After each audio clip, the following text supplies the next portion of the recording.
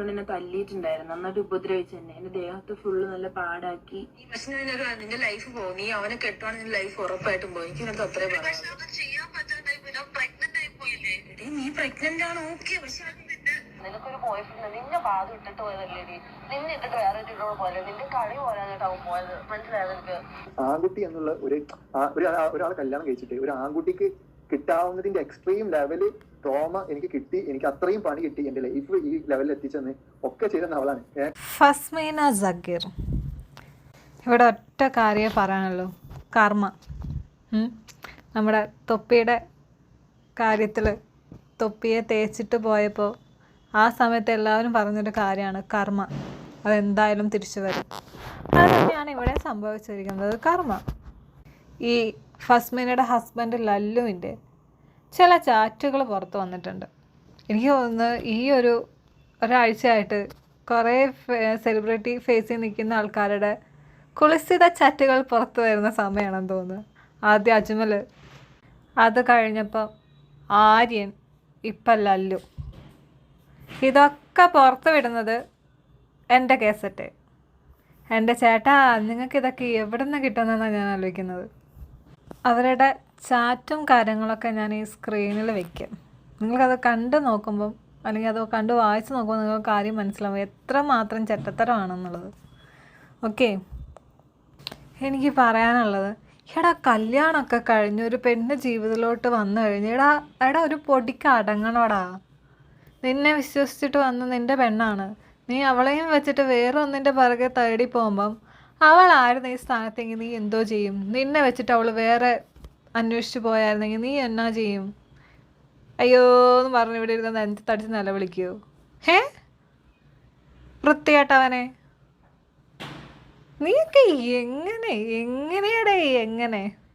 എന്നല്ല, അവളെയും പറഞ്ഞിട്ട് കാര്യമില്ലല്ലോ, അവളും കണക്ക് തന്നെയാണ്. പക്ഷെ എന്നാലും കല്യാണം കഴിഞ്ഞ ഒരു പൊടിക്ക് അടങ്ങണ്ടേ? നിനക്ക് ബോധമില്ലേ? അതോ നിനക്ക് വീട്ടിലിരിക്കുന്നത് പോരാഞ്ഞിട്ടാണോ നാട്ടിലുള്ള എല്ലാത്തിൻ്റെ പിറകെ നടക്കേണ്ടത്? ആണോ? എന്ത് സ്വഭാവമാണ് ഇത്? അല്ല, അറിയാൻ വേണ്ടിയിട്ടാ, എന്ത് സ്വഭാവം? നിനക്കിതൊക്കെ എവിടെ നിന്ന് കിട്ടുന്നടേ, വൃത്തികെട്ടവൻ.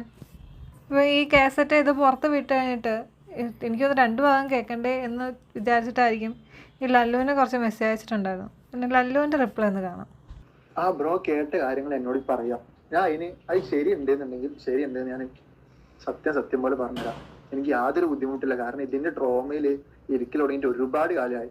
എന്റെ വീട്ടുകാർക്ക് സമാധാനം കൊടുക്കുന്നില്ല, എന്റെ ഫ്രണ്ട്സിന് സമാധാനം കൊടുക്കുന്നില്ല. ഓരോരുത്തർക്കായിട്ട് വിളിച്ച് എന്ത് ചെയ്യാ, എല്ലാരും കൊണ്ട് എനിക്ക് കോൺഫറൻസിൽ ഇടാം. ഞാൻ ഇതിന്റെ നാട്ടിൽ നിന്ന് അവിടുന്ന് പോകുന്നു, എന്നിട്ടും ഒരു സമാധാനം ഇല്ലാതെ നിൽക്കാണ്. എന്റെ ഉമ്മക്ക് ഹോസ്പിറ്റലിൽ BP ലോ ആയിട്ട് ഹോസ്പിറ്റലിൽ അടക്കമുണ്ടായി. ഇപ്പോഴാണ് ഉമ്മാക്ക് എന്റെ കാര്യങ്ങൾ മനസ്സിലായി. ഇതുവരെ ഉമ്മാനടക്കം എന്റെ അടുത്ത് അകറ്റിയിട്ട് വന്നിരുന്നു. അത് ബ്രോക്ക് ചോദിക്കാനുള്ള ചോദ്യം ബ്രോ ചോദിച്ചോ. എനിക്ക് വോയിസ് ഇടുന്നതുകൊണ്ട് യാതൊരു കുഴപ്പമില്ല. ഞാൻ 1 ടൈം ആയിട്ടൊന്നല്ല ഇവിടുന്ന്, എന്താ പറയാ, ഇങ്ങനത്തെ നോർമൽ ആയിട്ട് തന്നെ വിടാം.